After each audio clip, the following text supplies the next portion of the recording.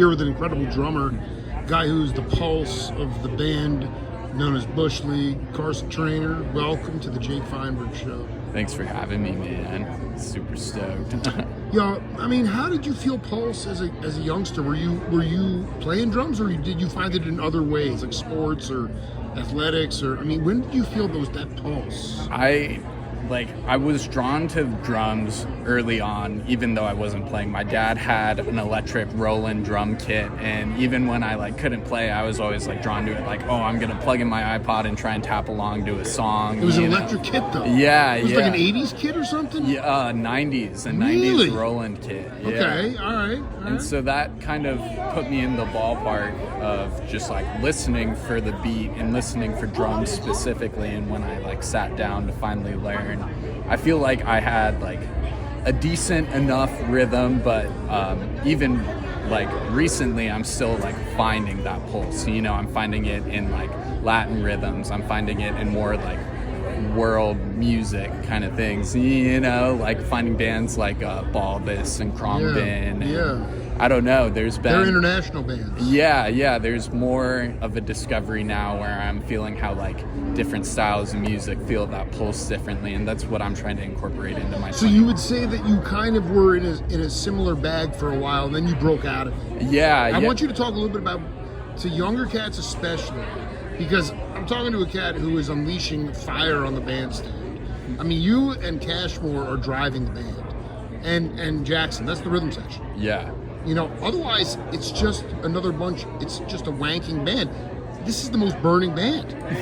Thanks, man. So my question is, how did you have to push yourself in order to go play beyond what you knew and take chances that would make you a better player and bandmate? I think it was just absorbing more music and going to shows, and especially being in a band. What shows? It was going to see Balvis live and seeing bands like OCs where they what was mind-blowing about it? For OCs, it's having the two drummers and having them be so dialed in together, because there's bands like the Grateful Dead that have two drummers, right, and they're loose and they're dancing around each other, but OCs, it's locked in, they have a composed part, and they just they look mechanic behind the kit.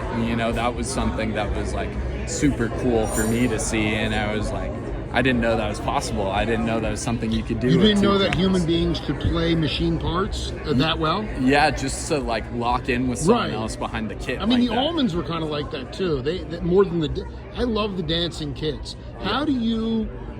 What is your role in Bush League? Because everybody's a really solid musician. The vibe is so strong. The concepts are original. Thank fucking God. So what is I don't want to say your intention, but talk about what you bring, that gumbo, what you bring to the gumbo. Yeah, so I feel because everyone in Bush League is such a stellar musician, I bring a certain simplicity and a certain listenability to it, which adds to the complexity in its own. Dude, that's sick. You nailed it, dude. Thank you. If you were overly linguistic on the kid, it wouldn't work. Yeah, and wow, I feel dude. that's Holy what shit, brings it together. Yeah. Is I'm I don't have the background that those boys have, but I have an ear for what music I listen to and for what I like, and that is a contrast to everyone else, so it kind of melds in a cool way. So basically your interests are different than the rest of the band. In some ways, yeah, we listen to a lot of the same music. You've now. obviously been saturated in their shit, right? Totally. Has it helped you as a player? Yeah, Fish is one of those bands where it's you gotta know how to play everything, because John Fishman's insane, and so that was an eye-opening moment for me. Where could I hire you? How big is a lot of times with jazzers back in the day? Mm-hmm. The idea of being a jazzer was being able to proficiently play the American Songbook or 250 songs. How big was your bag? And the question for you is have you just been somebody who's always been seeking sonic expansion as opposed to comping other cats? To me, there's nothing more boring than a formula trick. And I feel what's cool about you is that maybe you were in the formula for a minute, But your job in Bush League is to stir that gumbo in a funk rock way, kind of like. And I wanted you to talk about that idea of tell me what you get off on a formula trip and what you get off on unpredictability. Like that's a tough question because like my formula. It's about 10 questions. Yeah, I'm sorry. No, Yeah, it's good. yeah. I feel like my personal formula is like I absorb what's around me really well, and that's where I do well. I try and meld the style and my dynamics and everything to the people I'm playing with, and so Bush League has kind of melded me into this jam band drummer that like has a bit more in his pocket and has a bit more right. And that's because I'm trying to meld to what they're playing, that's why I seek out like different kinds of rhythm, international bands, and more of that now. The world sound. Yeah. I dig, man. Have you played tablas at all or anything like international percussion at all? No, I've never done that. I haven't had the opportunity really. I dig. Yeah. I mean, how did you originally? To me, I just know that when I interviewed Canyon, he talked about Haven just dropping him and Dylan off on the corner of in Boulder before the Grateful Dead 50 shows or whatever, and they were just jamming on the streets. Obviously, they go back. How did you connect with Bush League? So I was playing in Dylan Walker's initial band in Tucson with Miramont. So it was a psychedelic this is rock mind-blowing band. right now. Yeah. So I was drumming for that band, and I actually I had a lot of work to do. Dylan initially didn't want me in that band. I had sent in an audition tape, and he was like, "Oh, I'll let you know, man," like kind of just blowing it off. But a buddy of mine was he was the lead singer's brother, the bass player, and so he was like, "I want you in this band," so he made it happen. And Dylan kind of saw the drive I had and like how much I practice and work to make the music happen. Wow. And so he kept me on for Bush League when. Wait a minute, this is beautiful. Wait, so talk to me about that drive. Yeah, I want you. That's it, man. Because you just that was the best thing you said in the last 8 minutes. is the idea of stick-to-itiveness. To give an example of what.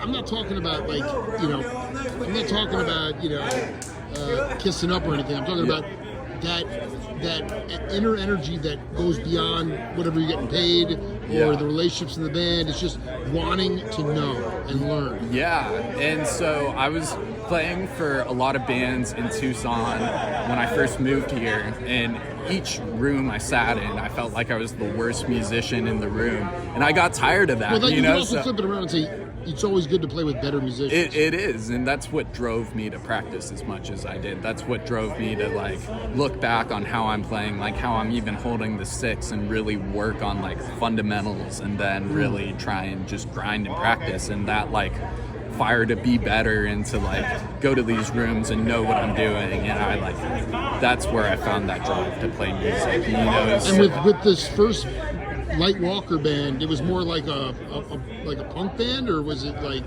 was it a jam band? It wasn't a jam band. It was like a psychedelic rock band. It was very like 70s, 60s inspired. You know, that was driven a lot by Zane Zarnicki. It was Zane Zarnicki and Dylan. I don't know who that guy is. Yeah. He was in Tucson. Dude, for you're a opening while. my world already. Man. Yeah, and so those guys were great songwriters. You know, Dylan still is. And they just put a lot of energy into that band, and I could see how much they wanted that to work. So I was like, I want to be better. I want to be the best drummer I can be to have the best possible band we can have, you know. So that just kept me practicing, kept me coming back to it, you know, and looking for ways to improve. Well, improve just make the rest of the ensemble really good. Yeah. I mean, what does it mean to make it work in 2025 you guys are the perfect example of a young band that has not really had an extensive domestic road dog touring circuit. Yeah. Okay? But right now, in your head right now, do you feel at peace with where you're at, or where do you need to grow? I do feel like peace where we are now, but I do see that we are on like an upwards trajectory. You know, we're putting in more energy, we're booking better shows, we're getting bigger crowds at our shows, and we're gonna keep touring. You know, our first tour was a good like just to show ourselves we could do this. You know, it was a good like jumping off point, and it was like 9 days long, and we did 7 shows, and so that was like, yo, we can be on the road together and not like be at each other's throats, and we can have the best time doing it, you know. And so success for me, or like really making it, would just be getting out on the road more, playing shows, and kind of and getting paid. Yeah, I mean, the reality is there is no money in the gig anymore. It's you got to get off the bandstand and sell merch. Yeah, you know, and it. But this is I wanted to wrap this interview up. This is just set one, but